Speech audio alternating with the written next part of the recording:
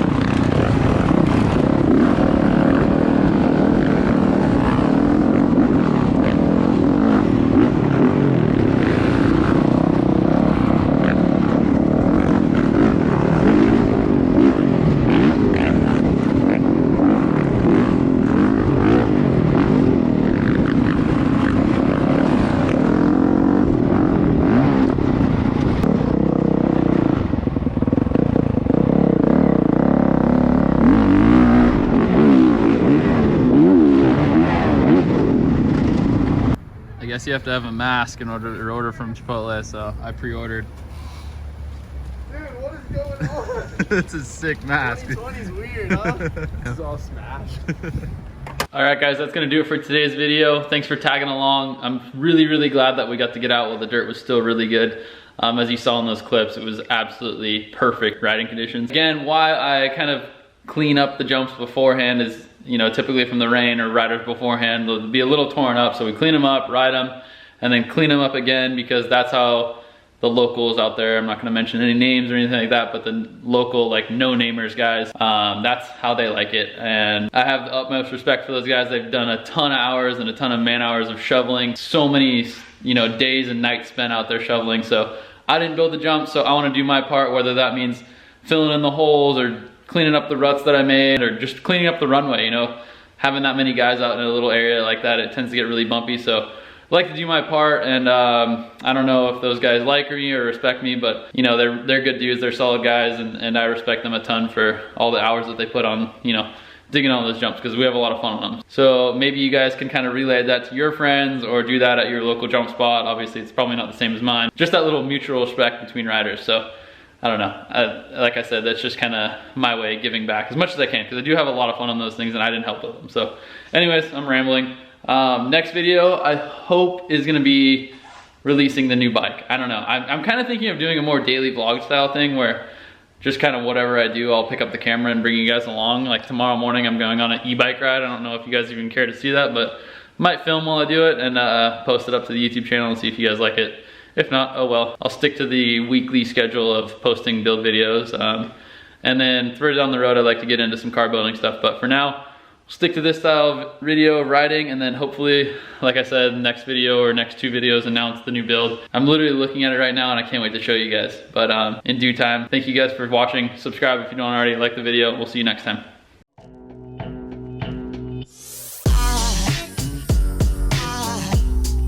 Aside from my soul.